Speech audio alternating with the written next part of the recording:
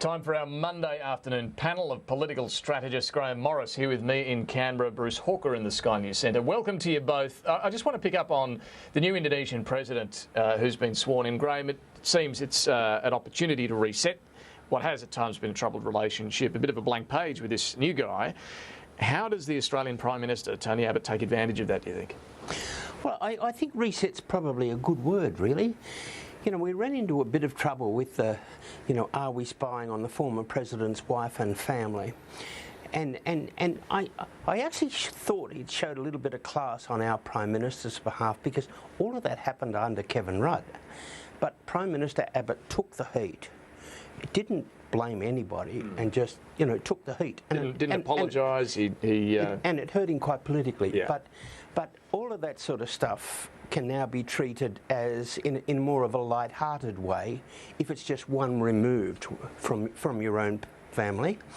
And also remember, Prime Minister then Rudd was saying, if Abbott does what he wants to do on stop the boats, then there'd be huge conflict. We'd almost have a war. That hasn't happened. No, he used the word confrontation is something that we would see. Bruce, we know Indonesia hasn't been terribly happy with the turnbacks, or at least that's what they say publicly. The reality is, though, it's helped stop the boats, and that does clear a difficult situation from the relationship to an extent. To some extent, although I think President Joko Widodo has actually highlighted the incursions into Indonesian territorial waters by Australian naval vessels as an area that he doesn't want to see repeated. Well, yes, you would, and I think we have to respect that as well. I mean, this is not an easy thing for Indonesia, because whatever we think about people coming to our shores in this manner, and I think there's pretty much universal view that it's a bad way to come, the Indonesians are still playing host to a lot of people. So, we have to be sensitive also to their concerns as well. And I think that's where a lot of this relationship really has to start again with the president and with Indonesia, the new government there. It really has to be about, resetting the clock and respecting them and understanding that they are a very, very big country on our shores.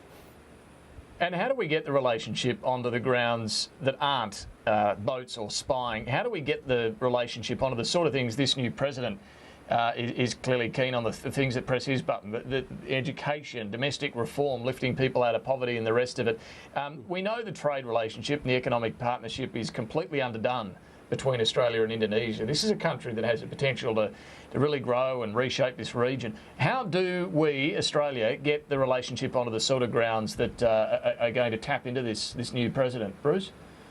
Well, I think we do really need to seriously look at the trade relationship with them. As Tony Abbott pointed out in the last 24 hours, I think New Zealand has a bigger trade relationship with Australia than Indonesia, which is the largest Muslim country in the world, 250 million people. One of the things I think we have to seriously engage with them on is serious, very, very serious trade negotiations, opening up the relationship with them, making sure we don't have the sorts of mistakes that happened in the past where live cattle exports were stopped. I mean, that was a terrible problem, not only for Australia but for Indonesia as well. We just have to be much more sensitive to their concerns, their beliefs, their views, but also to the opportunities which businesses can enjoy in Indonesia, which is growing at a remarkable rate. I mean, we really should be up there all the time with trade delegations, building and fostering a good relationship with them, particularly on the trade front. And there's one further thing. You look at what has happened in the last 12 months, the last couple of years, but the last 12 months particularly, and that's Andrew Robb and the Foreign Affairs and Trade Department have been doing lots of arrangements with all sorts of countries. And you would think the PM and Andrew may well say, OK, the next priority is Indonesia, and I think Andrew could do a terrific job. Speaker of Foreign Policy, Julie Bishop. It seems she's had another fairly successful trip, or couple of visits that she's made on this trip. Managed to get a sideline meeting with the Russian President Vladimir Putin, take some of the heat out of the tensions there, and in fact get an agreement that he would help with what influence he can, to provide an access visit to the site of the MH17 crash. Then in Baghdad finally secures a legal agreement for the Special Forces after a month waiting on the sidelines to actually get into Iraq. Grahame, Julie Bishop's on a roll, it seems, for the government at the moment. How important is she for the government, do you think? Oh, look, she's a class act. And what is surprising is that people are surprised. Julie Bishop, as a young woman, was the managing partner in Perth of one of the biggest law firms in the country. She was a terrific education minister under John Howe, and she's been deputy leader to three leaders. Look, I was in Perth last week, and they reckon she's going so well. It shows you also how parochial Perth is. But they reckon next week Julie Bishop will be leader, Matthias Cormann will be treasurer, and Christian Porter. No. Matthias will be deputy leader, Christian Porter will be treasurer. Be the treasurer. The West got it all organised. Oh, look, she is a class act. And it doesn't matter where you go in the business community, mums and dads, the suburbs, anywhere, they're saying, gee, isn't that Minister Bishop good? Well, yeah, Bruce, from the other side of the fence, how do you view Julie Bishop, and how far do you think she can go? Well, I think she's demonstrated in her negotiations and discussions with President Putin, the difference between deft and discreet diplomacy, which you would expect from a foreign minister, and the buffeted shirt-fronting comments from Tony Abbott. I mean, nothing could more sharply distinguish the two people in terms of their political approach, and one has got an outcome and the other one just got people's hackles up. So I think she is somebody who has to be taken. Well, she's somebody who actually knows how to play the international political game well, and right now, of course, this is exactly where the government wants to be. It doesn't want to be talking about the budget, doesn't want to be talking about cuts to health and education and so forth. It wants to be talking about international affairs. And, she really has been pretty good in making sure that they keep on that frame rather than the much less pleasant frame for them, which is the budget and Matthias Cormann and Joe Hockey and the sorts of things that they want to do to the Australian economy and the people that need government assistance. Is she, Grahame, now considered, do you think, next in line for the leadership, or is that still Joe Hockey? Or oh, hush your mouth, David. I mean, I'm not saying Tony Abbott's going anywhere, but there's always a next in line. You mean if there's 29 buses hit the Prime Minister? Yeah, that's right. Look, it's one of the good things. I would have thought there's at least three. Julie Bishop would be one, Joe Hockey would be another, and Scott Morrison probably another. So you've got three people. Equal footing? Who could pick up the mantle and do it well. All right. Not one of them has a nose in front of the other?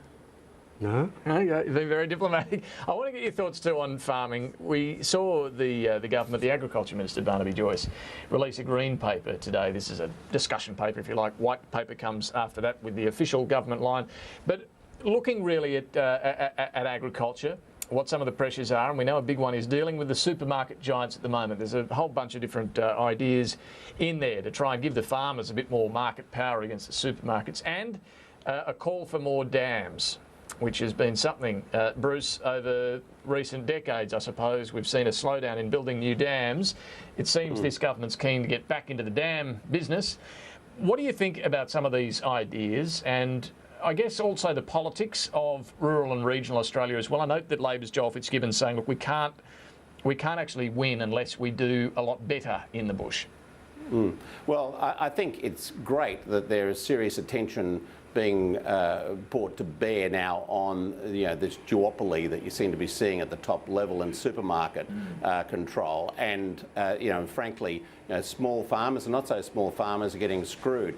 They're not getting the sort of returns that they should be getting, and talks about having a greater cooperative sort of approach amongst farming communities, I think is certainly the way to go. So I salute all that. Anything which is aimed at attacking monopolies or duopolies, I think is healthy for the economy, healthy for business, and healthy for the farming sector. I think it's going to be a lot harder with dams, because ultimately these things end up in the courts, and you get all sorts of arguments about what it's going to do to the native There's fauna always a and flora. frog or a moth or something that's going to be or a grass that's going to be impacted by that. That seems to have been the problem with a lot of the dams. Yep. Indeed, and also, you know, damming big rivers can have a very significant impact on water flows, quite obviously, and you know, that's something which is always going to be a significant problem.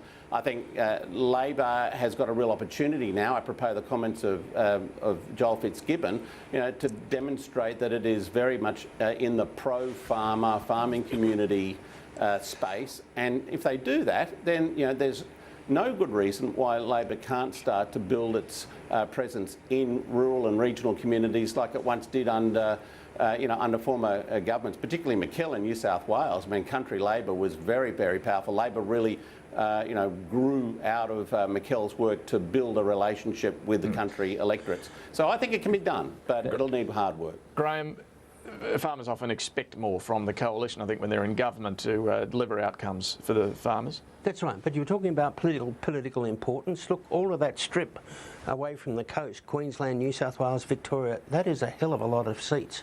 And there's a lot of very good members, both in the Libs and the Nat side. But look, Barnaby is a rural champion. And I just, out there are some real concerns in the bush, and they are, you know, they're very happy that Barnaby is now sort of the king of agriculture, but you've got young people not going back on the farm. You've got the dollar, you've got import sort of stuff. They've been through the stuff of Indonesia with the cattle problem, and they're worried about banks not giving them money. There's some quite concerns there in the bush, and I think they are looking. Many of them, you know, the dollar and whatnot, got nothing to do with government, but they need. The Bushes always need a very strong voice, and Barnaby is that man. And you know, we've been through a period where some of the Labor people would need a sat-nav, a chauffeur, and a shirt from Country Road. But is part of the difficulty in taking on the supermarkets, though, that while the Nats might be right on board, many in the Libs, in the Liberal Party, are going to balk at any regulation of market forces? No, the problem is the law. Unconscionable conduct, predatory behaviour. We've got legal definitions for those, but for the country people and the small suppliers, what we don't have is a legal definition of what's fair. And fairness, we need a definition of what's fair, and then that way, you know, some of these smaller players can really have something to stand on. Only sounds fair. Grahame Morris, Bruce Hawker, good to talk to both of you. Thank you very much for that. We'll catch up next week. We'll take a quick break.